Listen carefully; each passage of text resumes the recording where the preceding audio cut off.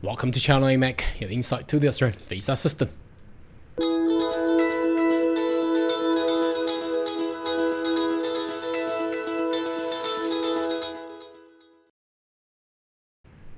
Good day everyone, my name is Carl Young, your online YouTube visa consultant. Are you interested in migrating to Australia? Why don't you consider to subscribe to my channel and turn on the bell on the side so once all the updates and news, you'll be the first one getting all the insight. Now, exciting Thursday morning that we have received an email coming from the state of New South Wales. Now, finally, they're open for the financial year of 2024-25 for their state nomination. So, last state to be announced. Don't know why they have postponed until very late. I suspect because the quota is not enough for the state of New South Wales. But anyway, despite of all the chaotic situation and events going on in the world of international education and also visa, now we have some good news. Let's turn into the actual email that I received this morning, and then we'll go into the actual page that's been published on the New South Wales State website, shall we? So let's jump in there. Now, the email that we have received, it's 3 hours ago. That will be about 6 o'clock or 5 in New South Wales, but they woke up pretty early. So I suspect that all this email has been drafted and the stuff had been drafted last week or last night. Anyway, let's go in there. So as it reads here, it says the business skill migration 2024-25 New South Wales skill migration program, its update, it's now opened, and there are some priority sector. So the priority sector will focus in construction, so that's infrastructure and housing, renewable, care economy. So care economy means aged care and disability, early childhood education and care sector, digital and cyber education. Education should also include the childcare education. I'm not too sure why education is separated from the care sector. Anyhow, it's all caring. Anyway, agriculture and agri-food and advanced manufacturing. So that's pretty much of everything, because digital, that include IT. So I think the only one that being left out will be people in marketing or accounting or business area.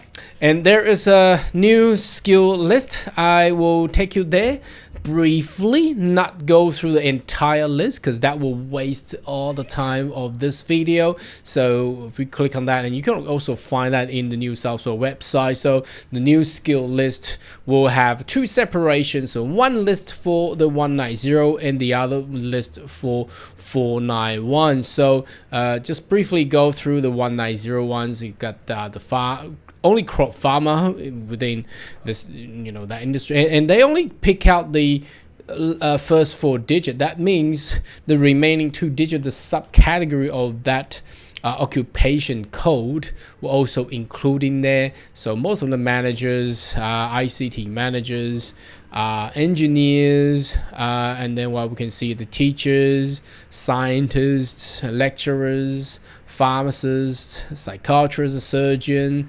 all the nurses in there, motor mechanics, civil construction related, plumbers, plaster, glazier, electricians. So that's all in there. Now 491 is any difference?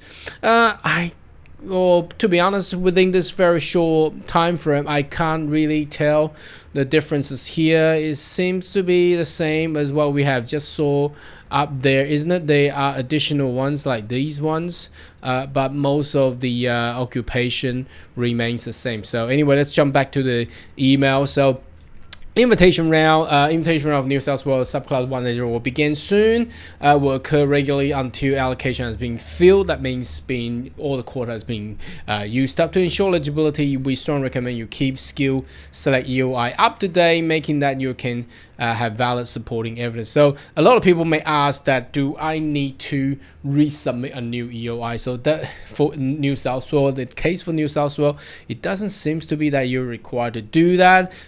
Some states or previous year, they do have requirement, for example, the state of Queensland, but I think this year they none of the states mentioned that at all. It's a redundant anyway. Why do you want to do, throwing another duplications and fresh new ones? It just doesn't make any sense. But anyhow, okay, 491 opening soon. Not too sure what they mean, because when we access to the website, it's already open. But it says pathway 1 to 3. New South Wales nomination skill regional will open soon. Detailed eligibility of both pathway available on the website, and I've already got that open up. So I think they're all open. I don't know where it says you cannot do it. So we will go through that detail later. The new regional New South Wales graduate pathway. That means if you have study in regional New South Wales, for example, I can think of this as Newcastle. I'm not too sure Wollongong will actually fall into that region, and some other campuses of university in those regional area in New South Wales. So we're introducing new direct application path with recent graduates select region New South Wales institution to apply. Now that's just to facilitate more of international students going into study abroad in Australia in regional New South Wales. That's a good one. Anticipate concessions, so there will be 10% concession, although that's not too much. However, if you're choosing regional employment works in regional New South Wales, and they will be a 10%. So if we jump into that website there, they will basically talk about that. But anyway, that's just 10% of the I think is 73,500, is it? Anyhow, 10% off for regional New South Wales employment. Updated skill employment criteria. We are simplifying approach skill employment, removing previous restriction on employment can be claimed in your EOI. New South Wales had now adopt home affair definition. Well, that's very good, because I still recall back a couple, must be last year or the year before, they were pretty strict. I don't know why, and I even made a funny thumbnail, and the state of New South Wales even wrote me an email, if you can go back to that video back then. Change of EOI submissions. We have removed past restriction about submitting EOI skill select from this program year. Any valid, so that that should be it. You don't need to do another fresh new one, because do a fresh new one means just duplication with a different EOI number. It's just, it doesn't help anyway. And the application fee is $315 plus GST. Let's go into the detail, shall we? So if we go, what's this one? Oh, that's the skill list. Now, if we go to the 190, let's have a look at the criteria. So it used selection base invitation. That means they picked the highest scorer for their potential invitee. That's the visa applicants. There is a skill list, as we have gone through right there for the New South Wales skill list. I thought they used to have a search function, didn't they? And they seem to just took that away. I mean, the search function will actually serve much better than I don't know. And there's an improvement done by the Western Australia, and seems to be New South Wales state government. They are going back to the old way rather than a search, and then now it's just. Anyhow, okay, now basic eligibility visa, ensure that you meet the requirement. That means you have the minimum competent English level under the age of 45, and they get skill assessment. So you need to have a valid skill assessment, list an eligible occupation, and fall into the NSCO within the New South Wales skills list. Residency, ensure you either currently residing in New South Wales, continue residing in New South Wales, or you are offshore. So if you're interstate, I'm sorry, you won't be invited by the New South Wales 190. So I assume they will require to demonstrate evidence support that you have a residency in New South Wales. Key steps: check eligibility, submit your EOI, get invited by New South Wales, pay the money, put all the supporting documents in. They will respond within 14 days and wait for your assessment. Once it's done, you will receive an invitation to lodge your subclass 190 visa. So that's pretty simple, isn't it? It's not as complicated as we thought.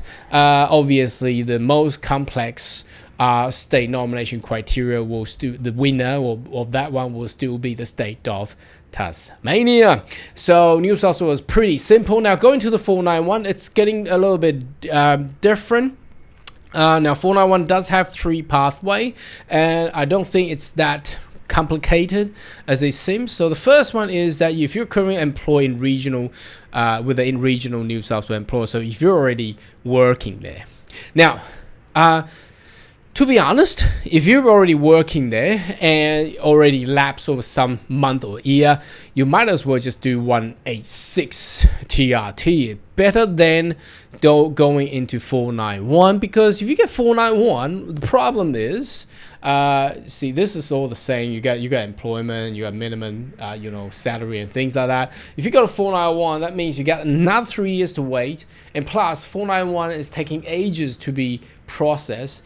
Once it's granted, 3 years to wait and launch another 191. So why bother? If you're already working in New South Wales with 482 visa, might as well just do a 186 TRT. But if you're on 485 visa, still there is an option between choosing 491 under the New South Wales regional or 482. My preference will be 482, because 482 and 186 does have more quota, and the processing time is much efficient and quicker compared to state nomination. So anyway, that's just for your option there. Pathway 2, be invited by Investment New South Wales. So to be considered pathway, you got a skill occupation, eligible visa, currently residing New South Wales, continue residing New South 3 months, and then I'm not too sure how this will actually get related to investments. So do they require to invest, or this is just another option? If they run out of 190 visa quota, then they will throw all the applicant into the 491. Perhaps that's the way they're gonna do it, because it doesn't say you have to reside in regional New South Wales. So that's probably an option left just to fill up for when the 190 is filled up. Now pathway 3 is the one that we have just read from the email, that if you have been studying and graduate from regional New South Wales, they're giving you a better opportunity. Now you've been completed 2 years in regional New South Wales, qualifying claim, you study in Australia, that means 2 years at least additional. You gotta be in the skill list. That's most of them. Eligible visa, residing regional New South Wales, then you will be qualifying for the 491, and the rest information will be basically the duplication. So it's not as complicated as it seems, doesn't it? Compared to Western Australia, Adelaide, that has more criteria there. The Northern Territory, well, it's pretty simple in Northern Territory. Now still the most complicated one will be Tasmania. So here you go, the state nomination open for 2024 and 25 for the state of New South Wales. Should you have any other question or query, more than welcome to leave comment right down below, and I see you next video. Goodbye.